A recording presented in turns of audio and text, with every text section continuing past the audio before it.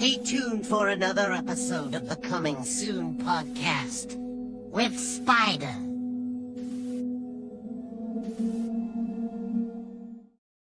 Hello, everybody. Spider here once again. Coming Soon podcast, San Antonio, Texas. Being joined by writer, director, and actor Micheal. Marco, how are you doing, sir? Oh, I'm good. I'm great. Thank you for having me. I really appreciate that. No, Thank no, you. thank you for joining me, man. It is Good Friday, so of course, it's good. I didn't have to go to work today. I had to stay home and rest a little bit. But yeah, man. I mean, you said you're in New York, man. So let's start there. Earlier we were talking, and of course, you said you spent a few years here in Texas. Yeah. I actually moved to Texas. It was in 1993, and I stayed there till 2023. And in October, we moved to the Northeast. Um, so it's pretty new right now. It was kind of a trip because we just wrapped up post production for the movie. The movie went out, and things happen in life, personal, business, and it kind of it was time. So we packed the suitcases and the dogs and put them in the car and just drove out of here. So yeah, we've been here for about a year and a half now in the Northeast. So it's been a change. It's been definitely a big change. But Hey, yeah, loving let me ask you, was it the heat that ran you off? Be honest, man. it. Hey, after 30 years, man, I deserve to run off. Well, no, I mean, the heat yeah, I mean, it is a factor, that's for sure. But you know, eh, Texas will always be for me a huge part of my life, of who I am. I mean, 30 years is it's a good amount of time. I made a lot of great folks out there. Did a lot of my work out there as well, and it's I don't know, it'll always be near and dear to me. Yeah, Texas is always Nice. right here. So No. I mean, true, man. I mean, I moved out to Florida for like 5 years. Like I think it was like the early 2000s, and I always came back home. I lived in Atlanta for yeah. a while, came back home. I mean, it's just it's home, man. I mean, I had my family here, I had everybody here, so I just decided to come back and stay here. So of course, here I am. It's Yeah. not hot Yeah. yet though. It's getting up there, so I'm getting ready for that one, man. Well, yeah, the beautiful thing with today's technology is that we can do what we're doing right now. Yeah. You can be anywhere and still stay connected, and and that's the beautiful thing about one of the positive side of the internet. It's being able to stay connected and do what we're doing right now. So it's yeah. So when did you get back to Texas? You said from Florida. Actually, yeah. Before 2000, I mean, I know I was out there for a few years, and I mean, I've been here. I grew up here. Hmm.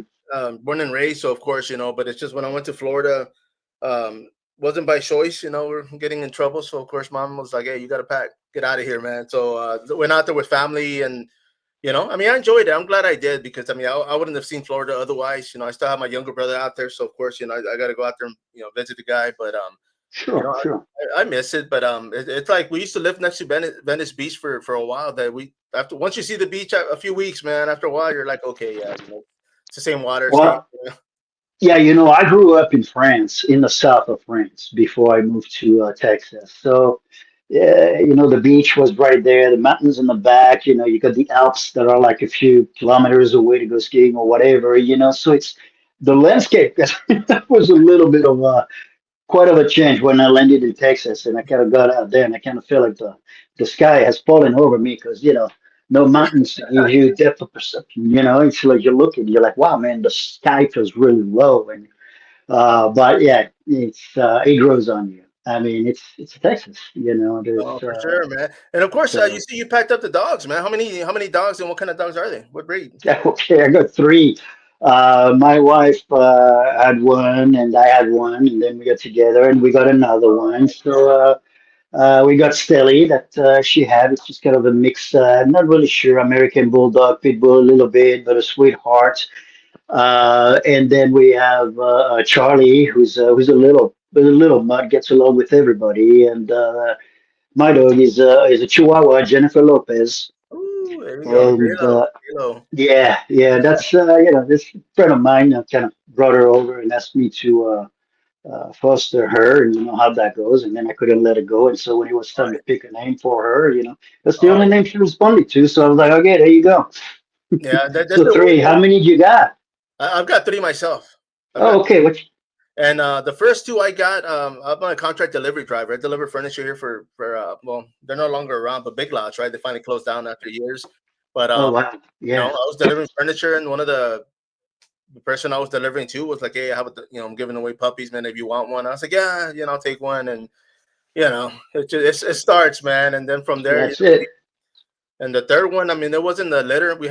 I had a litter once, and gratefully, I found homes for all of them. It's like six puppies, so all of them, the family members, friends still have them. So I'm like, cool, man. I'm glad I was able to find homes for them because, man, price of food got up, man. It went up. Oh boy. Yeah. Yeah. It can be, especially as they're getting older too with medical Yeah. needs. It can be, but what do you do? No, no, yeah, man. You It's gotta. good therapy. You get home and they're always Yeah. glad to see you, man. So that's That's always right. good. That's right. That's right. Oh, that's awesome, man. Yeah. No, Yeah. no, for sure, man. They keep And you let me young, ask, man. They keep you going. So. yeah, yeah. And let me ask you, I mean, when it comes to film, because obviously I just mentioned, you are an actor, you're a director, you're a writer. So which one came first? Acting.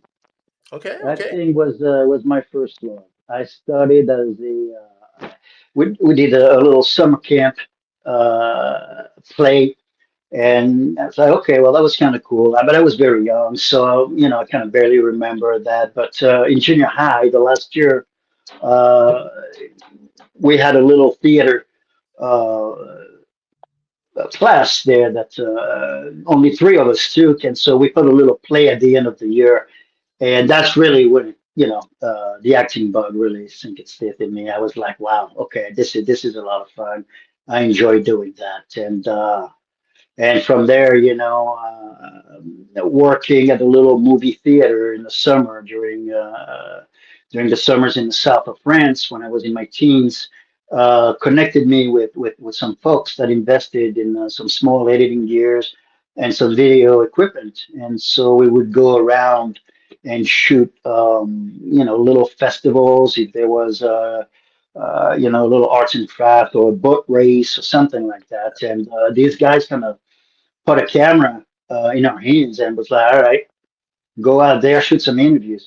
We had no clue what we were doing, but they trusted us. And, in a way, it was great because, as you mentioned earlier, getting into trouble, that's the age, for 15, 16, when kids are, you know, trying to find their own ways and trying to find things that interest them. And it's really easy to fall Oh, into the dark side, if you will, especially when you come from a small town. So these guys kind of really gave us a purpose. yeah. And putting those little documentaries for the local news, kind of gave us access to some equipment. And so that's when we were like, okay, well, why don't we start writing our own stuff and shoot it? So that started there, Wow, man. with the directing and the writing and things like that. And then when I moved to Texas, took me about a couple of years to kind of adapt and learn the language. Even though you study abroad, you think you know it, and then you come here and you're like, what? Yeah. And it's like, wow, the accent was so strong, and I really knew very very little. And being exposed and being thrown in a thick of it, baptism by fire, if you will. Oh, yeah. You just have to adapt, it's like the swim or sink. And so, it took me a couple of years to kind of get everything rolling again. And then, I was missing it. And I didn't know how to go about an agent. I didn't know for my acting. I didn't know how to get into the film industry. And a friend of mine was working at the time for a TV show that was being shot in Dallas called Walker, Texas Ranger, Oh, yeah. with Chuck Norris. Yeah. And so they were looking for a video assist at the time. And they asked me if I was interested. So I went in and did that for a while and kind of started making connections again. And the funny thing was, in the meantime, I got an agent. And then I went back and I had a scene with Chuck on one of the episodes.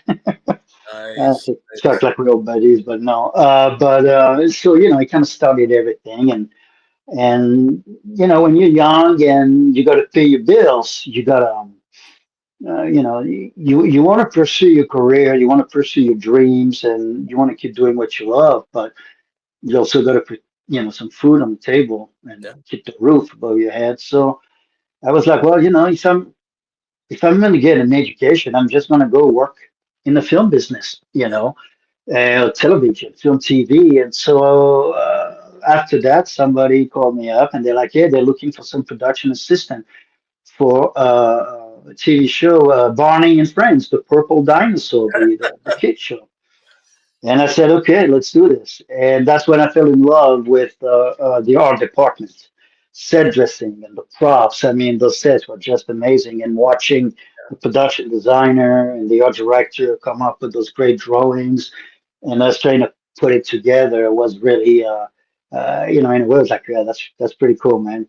And Man. so, I kept on going with that for a little bit and ended up working on an action movie in Fort Worth in '97, I believe. A movie with Micheal Rourke, Yeah. Danny Trejo, Kevin Gage. It was called Point Blank and was shot in Fort Worth in the mall. Kind of was a little bit of I would say some moments were kind of a little bit a mixture of different action movies from the time, Die Hard and that kind of stuff. So, but he was just great. I mean, you're seeing these guys, and especially for me, it was just a trip because I grew up with Mickey Rourke's work, and I fell in love with his work. It was around 89, 90, I believe. A friend of mine invited me and said, "Hey, man, you got to come to my house and check out this movie." And I was like, "All right." So I went and checked it out, and it was Angel Heart Oh yeah. with Robert De Niro, directed by Alan Parker.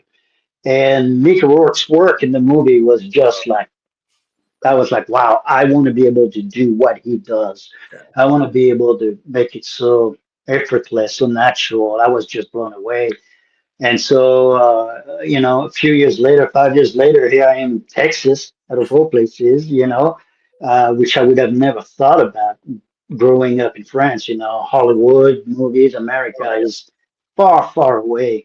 yeah. And being there and seeing one of your idols just right there in front of you doing his thing, I was like, wow, that's quite a trip. Nice. Nice. And just you keep pursuing what you love to do, and still making my short films on the side, and kept working in television commercials a lot. Dallas has a lot of commercial work. Yeah. Ad agencies are there, and as much as Austin is kind of a little more edgy and a little more into the independent film, the music scene, and movies. Dallas is pretty much very much more commercials, and of Voice course, acting. the TV series that I mentioned, and so you kind of flip both, between the work and and your passion, and eventually you get to make your own movie. It took a while. I'm not gonna lie, it took a while, but it was way worth it, man. It's Man, and I gotta ask you, working in Barney, man, how long did it take for you to get that song out of your head, bro? oh, it's still in there, man. When you were talking, it was playing in my head, man. I said, "Oh man," I said, Yeah. "I forgot about that I dinosaur." love you and you love me, man. That's yeah, no, thanks, there. No, it was a fantastic experience. It was a great bunch, and they offered me a full-time job when they went back into productions, and I'm just I wanted to do something else. I wanted to go out there and wanted to try different things, and so but the art department was where I landed, where what I enjoyed. And, after getting connected with one art director in Dallas, who was fantastic, Jerry Sherry from Dallas put me to work for the next 5, 6 years. She had a crew, brought me in and kept me busy until I went into post production in 2006. And that's where I learned the art of editing, I guess, was with the post production company for a little while, for about 4 years. And then I kind of went on my own and kept doing, freelance work in post production, but still try to get projects off the ground that, that are yours, work with passion and stuff like that. So, No, definitely, but yeah, definitely. it's challenging. Yeah. Yeah, and I was gonna say, I mean, the fact that you got to work in film or in TV, I mean, when it came to a studio, I mean, is that Mhm. kind of like a given? I mean, because of course, I mean, when you're a filmmaker, I mean, you're already used to editing. You're already used to like doing the behind the scenes work. So is it like something that you would say filmmakers you do work for other TV shows, work for you know, I mean, whatever's out there when it comes to production, right? Well, I mean, it's a way to go about it. I mean, some people are lucky to get an education in film. They go to film school, they get a diploma, degree, and then they go out there and they start doing their thing. But I didn't know anybody. I didn't know where to go. So yeah, you can start at the bottom, and if you know the department that you want to work in, then you go there. It's like the camera department at the time.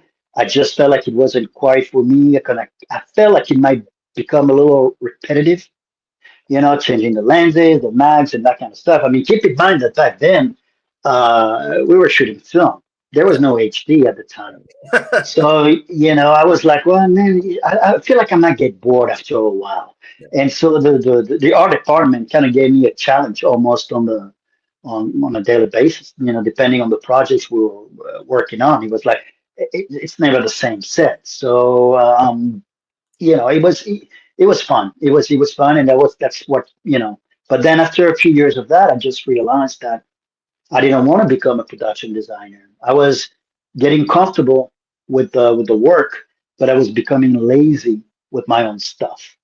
Oh, okay. And when as I was growing up, studying art directing a little bit and a couple of little production design jobs on the short films and such. And but I was like, I mean, I love what I do, but this is not what I want to do for forever. No, And so when the opportunity to work in the post production companies came up, I was already in my 30s. I was like, all right, clean slate, start again from the bottom and learn everything from, being in a tape room, digitizing.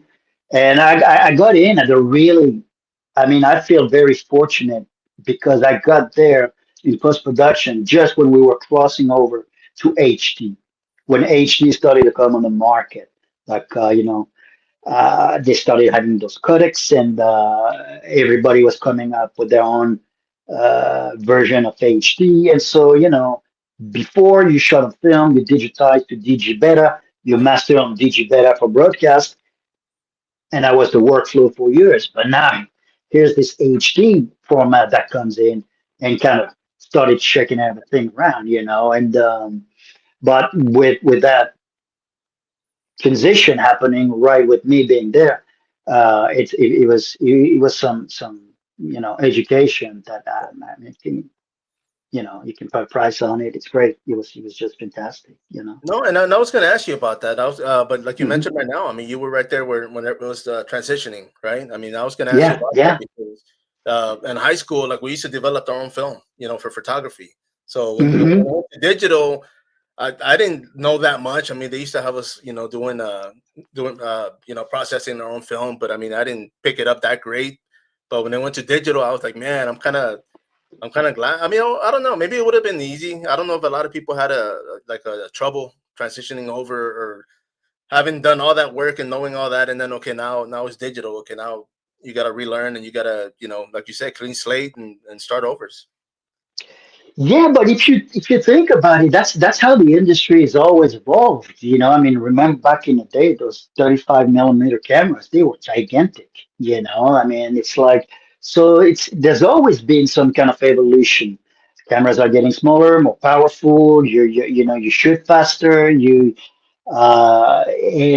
so between card and the transition like that was kind of like, well, I mean, I know you get comfortable because you feel like you're in a safe zone when you know what you're doing. But it never stays the same. These two shall pass, like they Oh say. yeah. So Yeah. if you go in thinking that, hey, what I'm learning now is going to be here forever, which growing up, that's what I thought. I thought a Yeah. film was going to be here forever. And then you realize you're like, oh man, it's not. But it took a few years, I think, for HD to be accepted as a replacement for film. Yeah. I think it took somebody like Roger Deakins, the cinematographer Roger Deakins, to approve the Alexa and said, yeah, I would consider shooting a feature film with that camera. And when he said that, boom, That's it. Yeah. game's over, man. I know there's still some purists out there that love to shoot film, and I mean, I still would like to shoot film, but sometimes you just wonder why, because with today's technology, and I mean, if you know your glass, if you know your camera, I mean, I mean, it looks good. You can make HD look fantastic these days. No, no, So, for and sure, with man. all the grading tools out there, I mean, Yeah. that talk about a change, man. Back in the day, a media composer had its suite commercial rates used to go for like $400 an hour. Yeah. The online suite where the Inferno and the Flames and all those online machines were, I mean, they were going for like $800 an hour. Damn. I mean, Yeah. now you're lucky if you make that a week. Yeah. It's like, oh, what happened? Because everything is so affordable. I Yeah. mean, look at what DaVinci Resolve has done. Yeah. I'm sure. I mean, I'm not a colorist. I'm not a grader, so I'm sure people, that do that professionally on a daily basis, they have much more points to argue. But for for me, I was like, oh no, this is fantastic. Yeah. So No, no, for I hope sure. I answered your question. No, no, yeah, yes, yes. I'm enjoying the Okay. conversation, man. So thank you for that. And I was gonna say, I mean, having lived in Pleasure. Texas, I mean, did you get to film any of your work here in Texas? Did I get you what to film? The film. Yeah, yeah. Okay. Everything was shot in Dallas. Okay. I Uh, was gonna ask. yeah, yeah, yeah. We shot even the flashback that's supposed to happen in New Orleans. Was we shot it in Dallas. Nice, man. We needed a location that kind of looked like post Katrina. Yeah. And I was in New Orleans. I mean, I went to New Orleans after Katrina, a few weeks after, and it was devastating, especially in the Ninth Ward, the most affected area by Katrina, devastated. And so by looking at what I remember, we found this location in Dallas. We're like, well, this is perfect, and we just needed that flashback to kind of paint the picture for some of those characters, and so it just worked out. But the entire movie was shot in Dallas. Yeah, Okay, wow, man. Okay, sweet, man. And of yeah, course, I mean, yeah. when you having worked through all these years, I mean, I'm sure you've made connections. So I mean, I mean, having gotten to meet, one of your idols, of course, like you said, when you finally got to work, but I mean, having been in front of Chuck Norris, I mean, people like that. I mean, did you keep in touch with people like that, or is it just like was it a work thing and you just kind of saw him one day and that was it? Yeah, pretty much. The hardest thing for me was actually to find a partner that I really respected, that I trusted, that respected me and trusted me as well. And I found that in Richard Kroll, the cinematographer on the picture on Blind Blood, and we kind of clicked. And so it took a while, to find that right team, to do the work that you want to see. It's especially when you're doing it on the independent levels, it can be hard. It's your project, it's not somebody else's Right, project. So, but if you find people that are as passionate as you are, that have that burning desire, that's to tell the stories, then you click. And these are the people you try to hold on to because it works. I mean, it's so.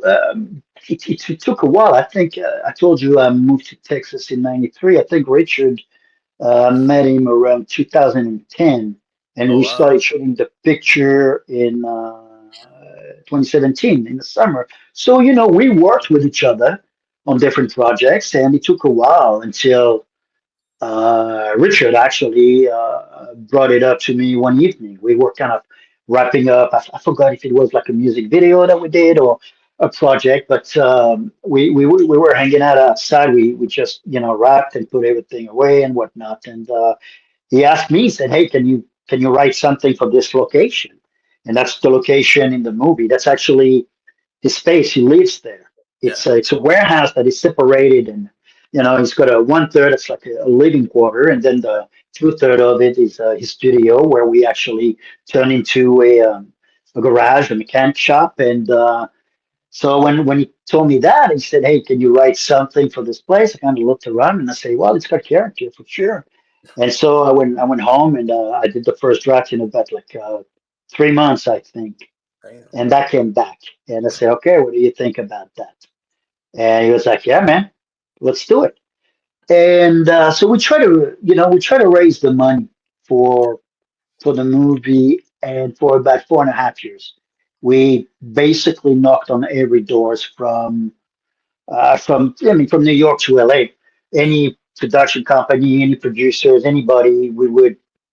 Hey, Ted, are you interested? Are you interested? Are you interested? I mean, we got a company that actually optioned the script, but it had what I call the snowball effect, Yeah. which they read the script, they really like it, and they're like, well, you know what? We're You're gonna need a bigger budget. You're gonna need this guy. You're gonna need that. And we're like, whoa, whoa, whoa, whoa, whoa, whoa. And he's like, no, you don't understand, guys. It's like this movie was written for this one location and the small cast. It's a small indie flick. It wasn't meant to be blown up. Don't get me wrong. I appreciate the sentiment. I appreciate the thought that you think it can be upgraded to that level, but I just didn't think that anybody was gonna fund it. Not with what I had under my belt. Right. And even though you bring other components of the people, you're thinking that between the work that we've all done over the years, that somebody would see some potential and be like, "Here's a check, go make your movie." But it doesn't work that way. So, but we tried, and finally we kind of said, "Well, what do we do? I mean, do we just roll up our sleeves and do it ourselves?" Which, in all honesty, I was terrified of doing it that way, just because when you don't have the budget, you need time, and with time is things change, things Oh yeah. happen, people move, people go away. I mean, so but uh,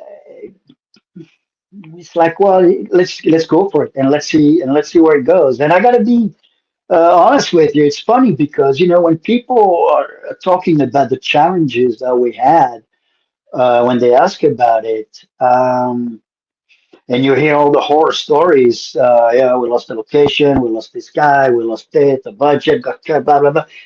The day we decided to go ahead and get it done on our own, it was smooth sailing until we wrapped, man. Nice. We made our days. We shot what we wanted to shoot, and it was lengthy as far as getting the whole movie in the can, like they say. But as far as the production, now I don't really have any horror stories.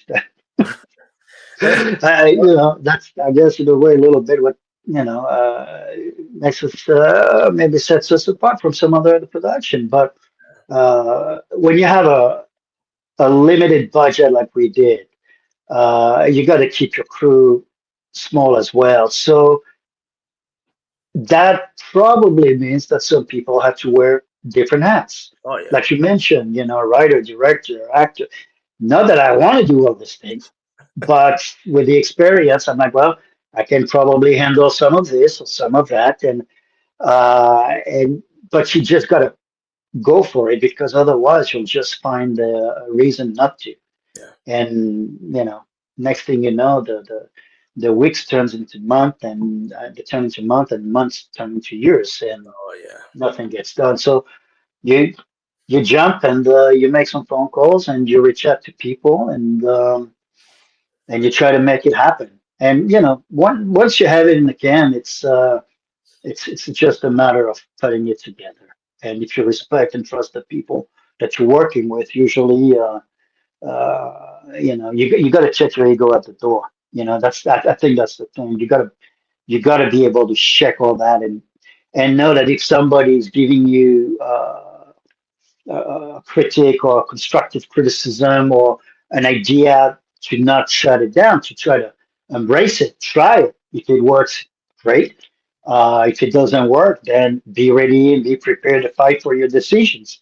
As an editor, I always tell people who want to edit, I'm like, just make sure that you have a reason for every cut that you're putting in this thing, because people will question you. Why did you go to a close-up there? Well, it was a relevant moment. It was very important. I wanted to capture that. So you got to learn this stage. You got to learn the language of the camera and know how to apply it when you're in post in order to be effective. To get those emotions to make people feel what you think you can make them feel.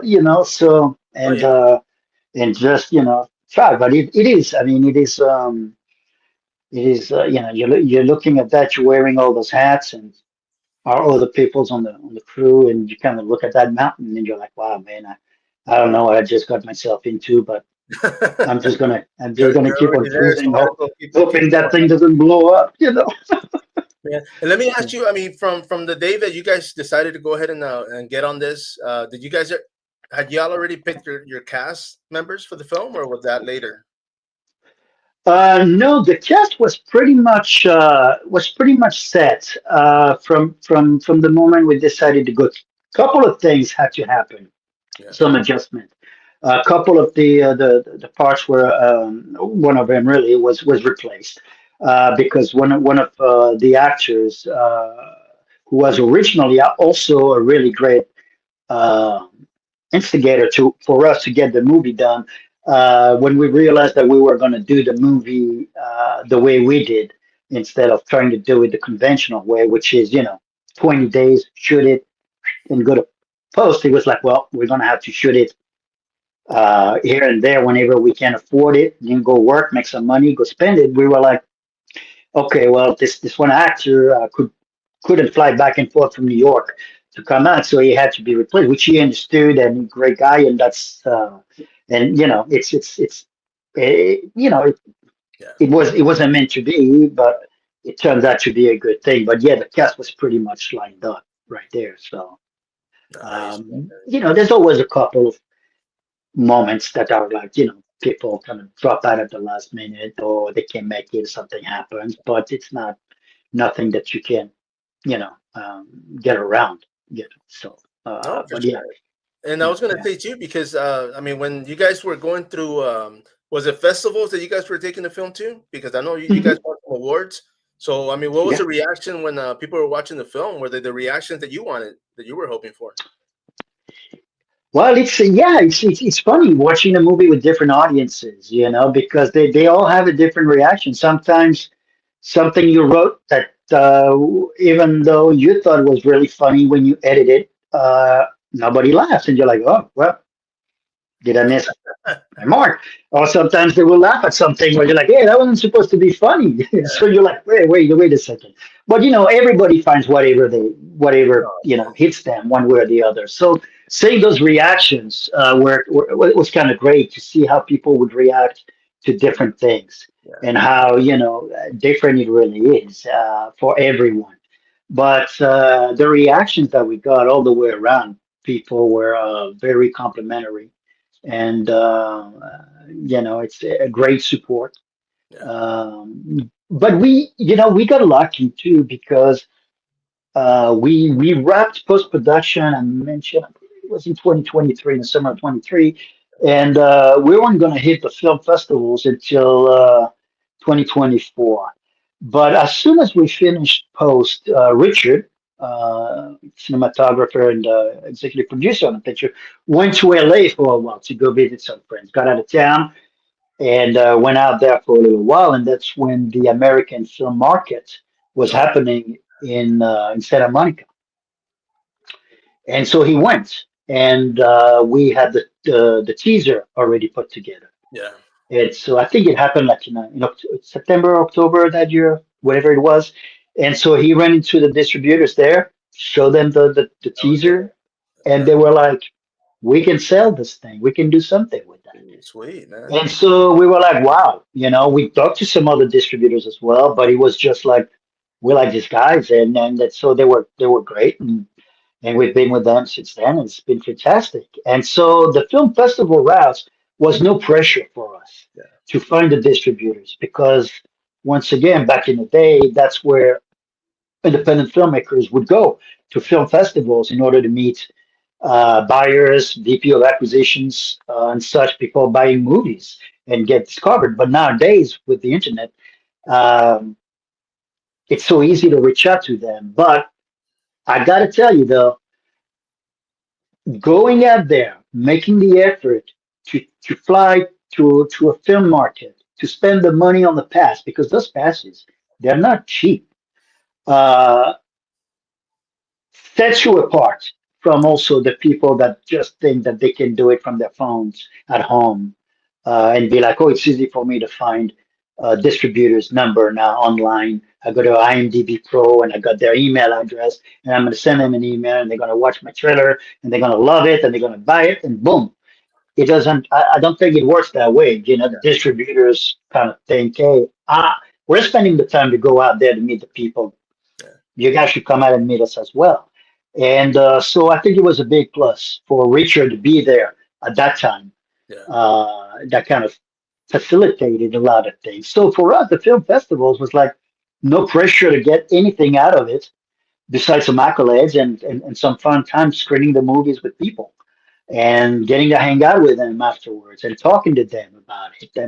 And that was it was awesome. It was really cool to do that, to be able to do that. No, And no, for sure. And I was gonna so say too, it's a.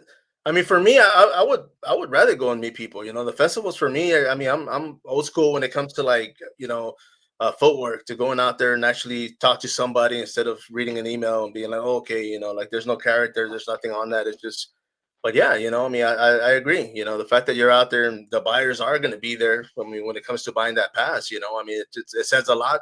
First off, but at the same time, they want to talk to somebody and not, read about it, that's so right. That's well, I mean, like I said, I think they're thinking, they're looking at it. How serious are you about your product, and how badly do you really want to sell it? And then again, it's also about what do you want out of it, because you can make a movie and put it on Amazon yourself. You can do all of that. I mean, if you know a little bit what you're doing, the specs for deliveries are pretty easy to follow. But distributors come with a Rolodex. They have the connections oh, overseas. They go to the foreign markets, Berlin, Cannes.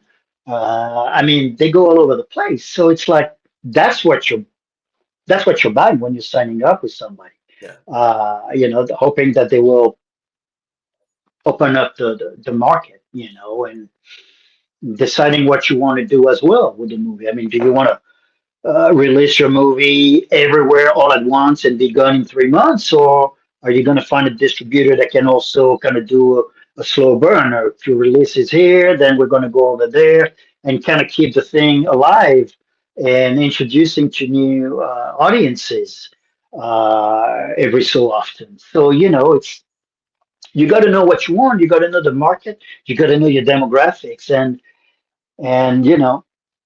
oh yeah, you and got you got to do your homework. okay, and I had to learn the hard way, to be honest with you. Again, um, it was in 2004 when I went to my first American film market, and it was my first feature film, and nobody touched it. He was a slice of life. He was a happy, uplifting, kind of quirky little comedy, and we thought, we were going to be the next Kevin Smith, and it's like that. No, no, no, that's not how it works either. And so we got there, and we went to every single distributor that we thought would be appropriate for the movie, and we got the same three questions, Wow. and they were, "Who is in it?" Yeah. You're like, "Well, I'm in it," and they're looking at you like, Who "Who are are you? you?" You know. Then they were like, "What did you shoot it on?" And at the time, 4 HD wasn't around, so they wanted film, shot on film. So and ours was like we shot it on mini DV with the Canon XO1. Once again, we're like, well, Danny Boyle used it for 28 days, so it's good enough for us. Danny Boyle, so just take it down a notch. And the third question was, do you have any violence and nudity in it? And it was the same three questions everywhere we went. So we didn't sell the movie. We came back and kind of thought about what happened. And I'm like, well, out of the three questions, if I can write a screenplay, got a strong cast, but good, good medium, good, HD, good quality, good production value, and I can give them some of that violence and a little TNA, like they call it, to whatever, to help with the sales. I want to be able to do that and deliver that, but I want to be able to do it in a way that I still preserve my integrity as a filmmaker and the storyteller. I just didn't want to do something just to get something out there that I wouldn't be proud of it, or so you find once again the right folks to work with, and you get on the same page, and you're like, well, we'll give them some of those elements that they want, and hopefully that'll work. And in a way, it did for us, you know. So Man, and let me ask you. I mean, being on that note, what did you guys mhm. film with on this film? What did y'all shoot with? We shot in night on HD. The first camera was a Sony FX, I believe. I forgot which one. But then throughout the shoot, Richard invested in the Panasonic Eva Nice. 5K. So being a purist and kind of like editing, I was like, huh, how is that going to affect the quality of the picture? It's like it's going to look different, and you can't tell the difference. Richard assured me, like, nah, man, you trust me, you won't see anything. And I'm like, okay, fine, if you say so, And he was right. I couldn't tell you now by looking at the film which HD camera was used to shoot what scene or what shot or whatever. So yeah, one of the Sony's and the FX 3 or 4, I forgot, and the Panasonic Eva. Yeah. Nice, man. Now, of course, I mean the film is streaming right now. So for those that are watching now or going to be watching later, I mean, where can it catch this at?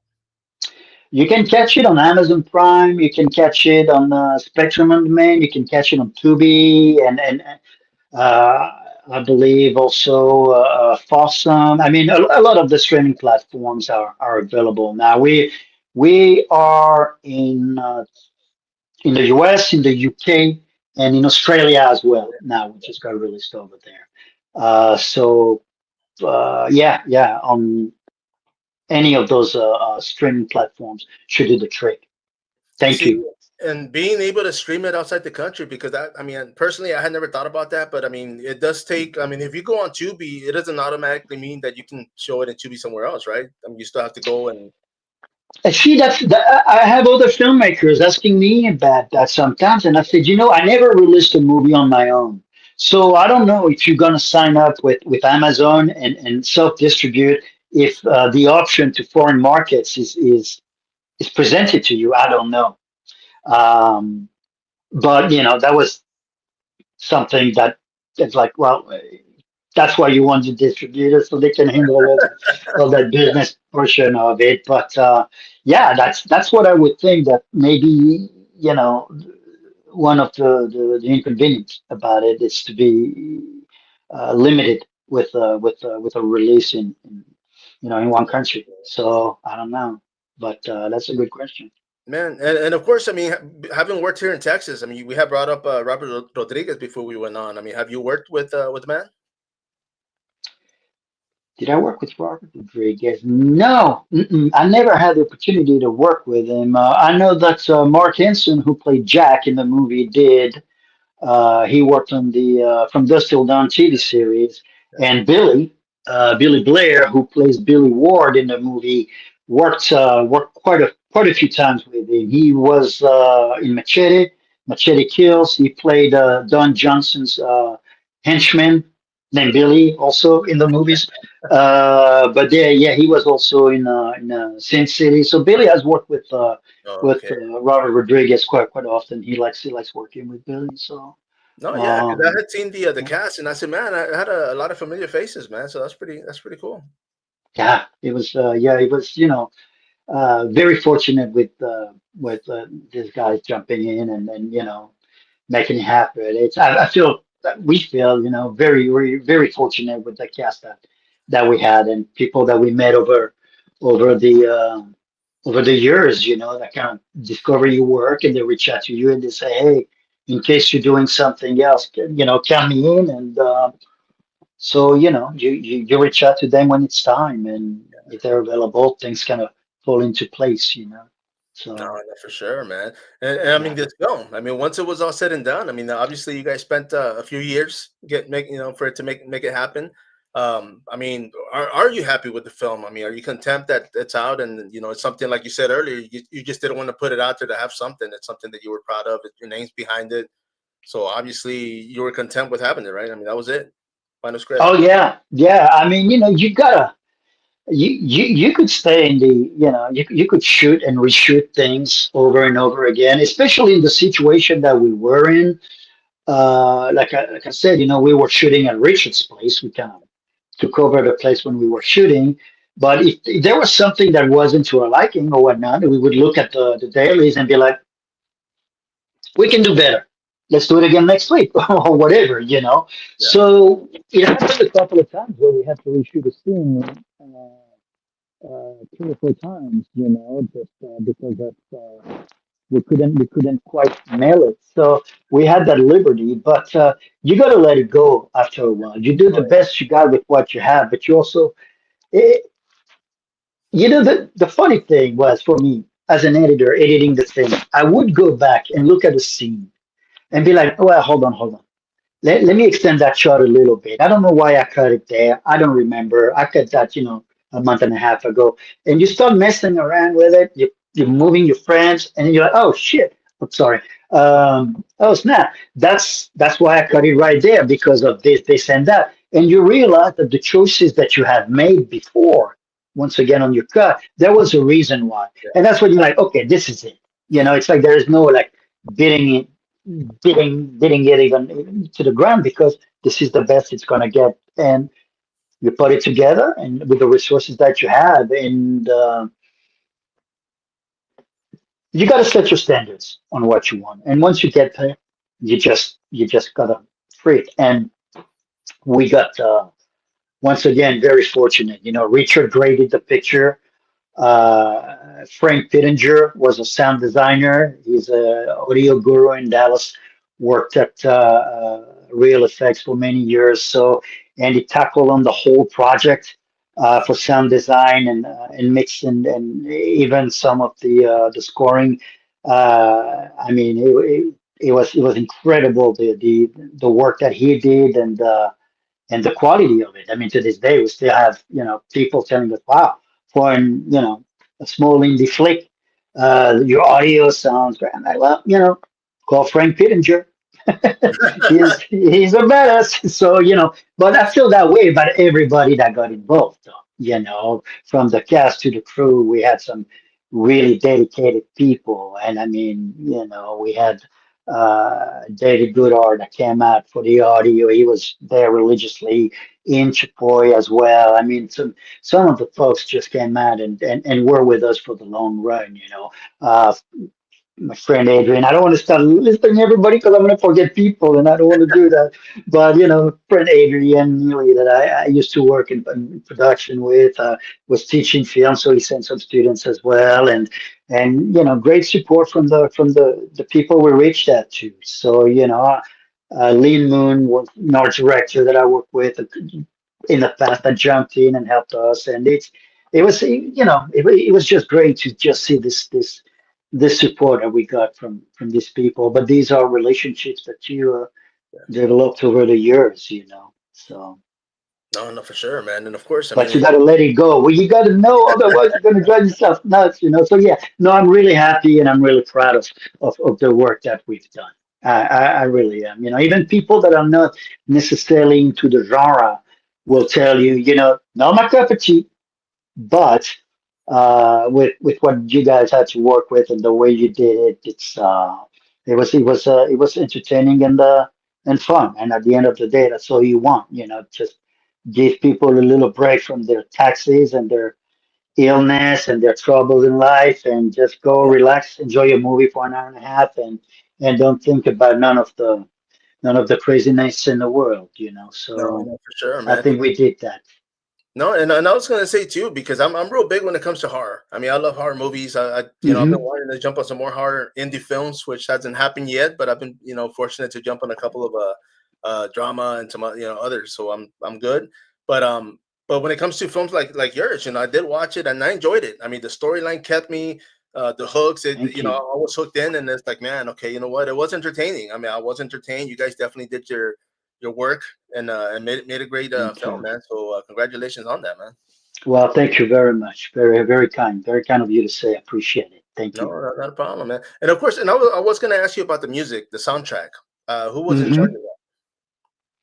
Well, we were basically, you know, we kind of set it up to be very low on the music. You know, we didn't want a big score, and you know, kind of. It's a small movie. It's kind of, you know, claustrophobic a little bit, so kind of more of a ambient sound in the back, and of course there was the tune on the radio when Billy's driving into town, and then that's something that Frank got, and there's two songs. There's the song when the guys are, well, I don't want to say because I don't want to give away anything. The guys are doing something while Yeah. something else is happening somewhere else, and that's actually the guys. I'm wearing a T-shirt. As above, so below. They're a rock band from Dallas, band Yes. created by C.J. Pierce and his brother Jacob Pierce and Max and Joey and these guys. And C.J. Pierce is also the guitarist and the founder of the band Drowning Pool. Yeah. And I got this weird connection with Drowning Pool because I was a lead in a couple of their music videos back in 2011. Oh So man. yeah, yeah. So I had that connection from back then. And another funny little moment is that I did some voiceover work for Funimation, and they do the Dragon Ball Z, the American voices here, the English versions for Dragon Ball Z, the cartoon. And I got cast to do a feature, play one of the characters on there, Salza in Cooler's Revenge, and there was three tracks from Drowning Pool in there. So you know, it's kind of had that weird connection. Sweet, And man. Sweet. so when I was looking for something to cut those scenes to, uh, the funny thing was I reached out to CJ and I said, "Hey man, you know, can you look at that scene and tell me if there's anything you can do?" And with it, and he goes, "Okay." So he looked at it and he came back and he was like, "In the perfect world, what would you want to use?" And it just happened to that I cut the scene to a temp track and I used Bodies Yeah. by Johnny Poole. And so that I had to tell him that. But I was like, oh man, okay, you know, it's like, but I did. I was like, dude, that's the song, and you know, I think at the time, Drowning Pool just had signed with Universal. He was like, yeah, that might be a little expensive. I was like, no, I get it, I get it. But he was like, hey, listen, I got this band that I'm doing with my brother and these guys, and I'm gonna send you a song. It's kind of has the same energy, and if you like it, then you know you can use it. And so he sent it to me, and I listened to it, sent it to Richard, and we're both like, "Yeah, done." That was Nice. it. And Nice. the other tune was Casey Hess from Dallas. Casey's been in bands in Dallas for a long time, and was introduced by a friend of mine, and he said you should talk to this guy. He's got great music, and sure enough, I reached out to Casey, and he sent me some tracks, and we find that the one that I'm not going to say it again, but that's the other track in the and it just worked perfectly. You know, Favorite Colors by Casey Hess, and that was just those things. I mean, once again, it's the connections Yeah. and the final tune. Actually, Richard picked up his guitar and he did it. Wow. So the tune that plays on the end credits, it's Yeah. actually Richard Kroll. Yeah. Oh, man, nice. So Okay. I'm telling you, man, a lot of people wearing a bunch of different hats. You know, No, you see, but and I mean, you know, the when it comes to the indie world, I mean, that's pretty much how it mhm, is. You know, I mean, it's you know, I don't know how many sets I've been to, and like people, extras don't show up, people don't show up, and it's like, hey, you want yeah, to do this, you want to yeah, do that, hey, yeah, can you hold the mic? And yeah, you, and I'm all for it, you know, because it's growth, man. I mean, I'm learning. You know, it's like you had mentioned earlier about, you know, some people are fortunate to go to school and actually learn this. I mean, me, I'm you know trying to learn stuff behind the scenes, man. So having fun. yeah, yeah, yeah. Yeah. And brother, I mean, man, I appreciate you jumping on here. I mean, the film, I mean, like you Ah, mentioned earlier, it is streaming. So for those that are watching this now or later, man, definitely go check it out. Take it for a spin. I enjoyed it. It's definitely worth watching, guys. So definitely go check it out. Michael, is there anything you want to say before we wrap this up, my man? you rock, man. Thank you so much for having me. Really appreciate the support. Um, to your audience out there, guys, if you like the movie, share it with people. Word mouth is the way to go. So reach out to us, let us know, and that you enjoyed it. We always love talking to anybody that wants to talk to us, Right and on. that's it. Thank you so much for your time and for your support, man. Really, really appreciate it. Thank No, no you. problem, man. And don't hang up yet. Everybody out there, of course, once Oh, again, go check it out. Blind Blood. It is streaming right now. Michael, Marco, thank you very much for your time, brother. Everybody else, till next time, follow up.